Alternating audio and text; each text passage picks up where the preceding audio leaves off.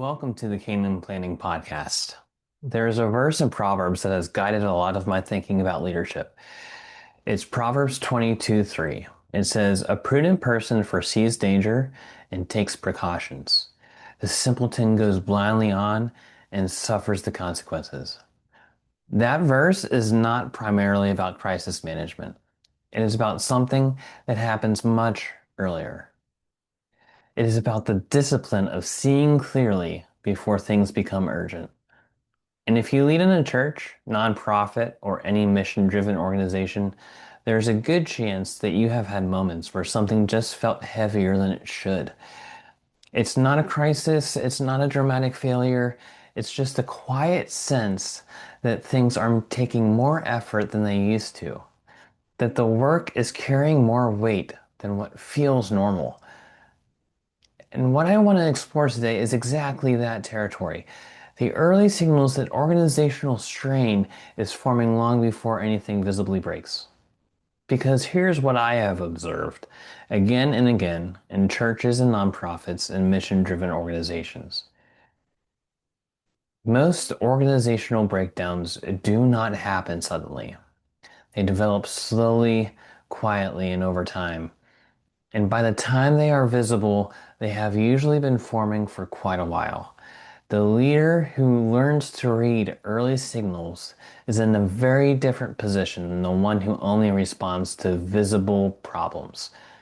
That's what this conversation is about. One of the reasons these signals are so hard to see is simply because leaders are inside the system every single day. You're making decisions. You are caring for people. You are responding to needs. You are keeping the mission moving forward.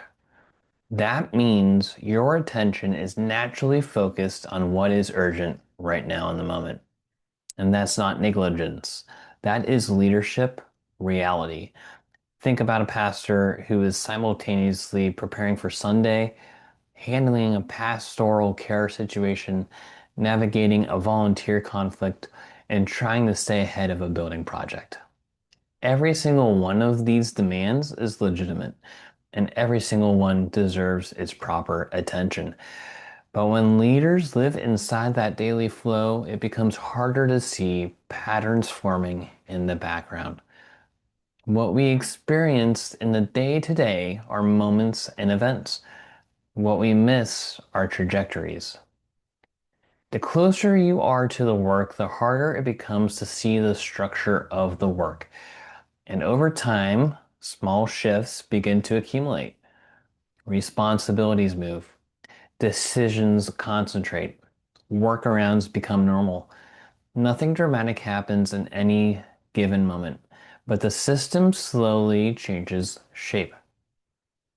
Proverbs identifies this kind of clarity as wisdom. The prudent person foresees, right? That foresight does not come from working harder inside the system. It comes from stepping back far enough to be able to observe it. Most organizational strain does not form through bad decisions. It forms through reasonable decisions made in good faith. For example, a capable staff member takes on additional responsibility because they can handle it. A temporary workaround becomes permanent because it works well enough. A difficult conversation about ownership gets postponed because the relationship matters and the season is already full. So let me be clear. None of these choices are irresponsible. In fact, they often reflect real dedication and genuine care. But here is what happens. The system absorbs each single adjustment, and the overall load quietly increases. Another example, consider a worship director who started leading music, then gradually took on event coordination, and then communications, and then onboards new volunteers. Each single addition made sense in the moment. Each one was manageable. But over 2 years, the role has quietly tripled in its scope, and no one sat down and formally redesigned it. This pattern is common in ministry and nonprofit environments. The most committed people often carry the most weight, and because they continue performing well, leaders assume that the load is sustainable. But performance is not always an accurate measure of strain. Faithful leaders and faithful team members often carry pressure long past the point where it is healthy, simply because the mission matters, or simply because they do not want to let anyone down. The system of showing signs of strain is prevalent, but from the outside, it still looks fine. There are several patterns that tend to appear when strain has been forming for a while. None of them are definitive on their own, but together, or even in a combination of two or three, they are worth paying attention to. The first is repeated friction in the same places. If the same breakdown keeps appearing in the same process or same team interaction, it usually means something structural is misaligned. It's not a people problem, it's not a motivational problem, it's a design problem. Repeated friction in the same location is the system trying to tell you something desperately. The second is responsibility concentration.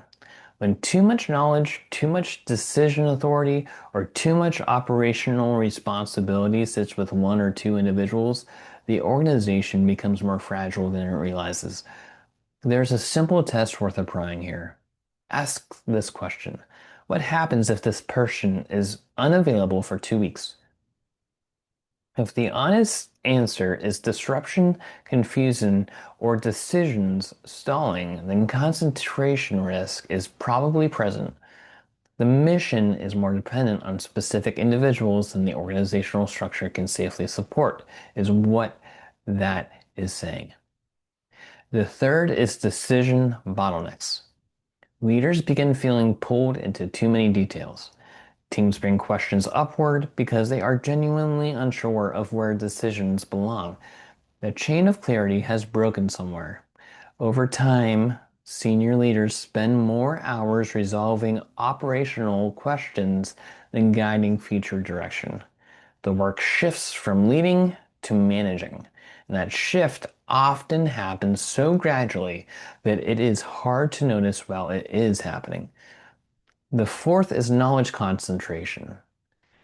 When critical information lives mostly in people's heads instead of shared systems, the organization becomes dependent on memory and relationship rather than structure. This is common in churches and nonprofits where informal culture has been the operating system for years, if not decades. It works until a key person transitions, steps back, or simply forgets. The fifth and final signal is perhaps the most personal: leadership fatigue without a clear cause. Not the exhaustion that follows a major event or an intense ministry season, because that kind of tiredness makes sense and it passes. I'm talking about the persistent heaviness that does not lift, the kind that is still present after a vacation, the kind where you cannot point to a specific reason why the work feels harder than it used to, or than it should. Leaders often interpret this as a spiritual issue, a personal feeling, or simply the cost of the calling. And sometimes it is a spiritual invitation to rest. Yes. But sometimes and often, and in the majority of cases, that fatigue is actually the human signal of structural strain. It's the body and soul registering what the organizational chart is not showing. Mission-driven organizations have a beautiful strength. People care deeply about the work. They are not just doing a normal 9 to 5 job. They believe in what they are building. But that same strength can quietly become a blind spot. Sacrifice becomes normal. Overextension is interpreted as commitment. Extra hours feel appropriate because the work matters. Leaders who push through exhaustion get quietly celebrated as dedicated. Over time, this can normalize overload without anyone intending it to. No one designs a system that burns people out. No leader wakes up and decides to create fragility. But a culture that consistently interprets strain as virtue will eventually produce systems that depend on overextension just to function. And a system that depends on the continual sacrifice of its most committed people is not actually strong. It's a fragile system in a disguised environment. Dedication is a gift. It is worth honoring. It's honorable, courageous. But dedication without design is not sustainable, and stewardship requires both. One of the most important disciplines available to leaders is simply stepping back long enough to observe the system honestly. Not the events of the past week, but the overall rhythm of the past year. Here are a few questions worth sitting with. Does the system feel steady and sustainable, or consistently rushed and reactive? Are decisions being made close to the work by the people doing the work, or are they consistently rising to the same two or three leaders, or in a lot of cases, one leader? Is responsibility distributed clearly enough that people know what they own, or does clarity require a careful conversation every time a decision comes up? If the people carrying the most weight stepped back for a season, what would that reveal about the health of the system underneath? Now, I just want to be frank here. These are not accusations. They are simply observations. And seeing clearly is a part of good stewardship because when leaders recognize strain clearly and early, they have options. Organizations that wait until crises arrive have far fewer. Proverbs 22:3 is a stewardship principle. Early signals are not threats. They are simply information. And leaders who learn to read them calmly and quickly and early are better positioned to lead sustainably, to protect the people in their care, and to carry the mission across time. If you lead in a church or nonprofit environment, some of what we covered today may have already felt familiar. You may just not have had language for it until today. But recognition itself still matters because leadership is not only about responding to visible problems. It is also about noticing the quiet signals that appear long before the problems arrive. That is the kind of leadership this podcast exists to support. If the conversation was helpful, here are a few ways to go deeper. First, we have a weekly newsletter that goes out. Every issue goes further on topics like this one, including practical conversations and a book corner that connects leadership strategy to ministry context. You can subscribe at kingdomplanning.org/newsletter.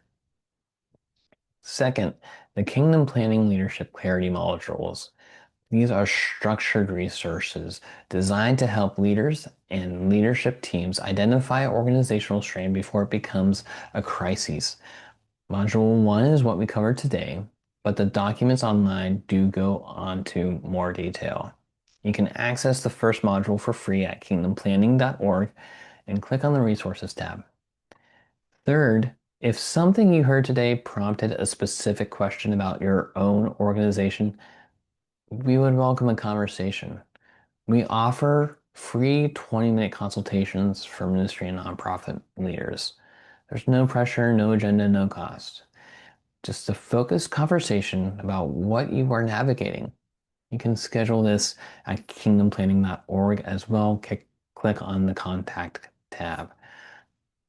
Thank you for listening to the Kingdom Planning Podcast. And don't forget, take some time to step back so you can see clearly. Ask Father how He wants you to lead courageously so that you can steward faithfully under Christ's authority. Stay blessed, and we'll see you next time.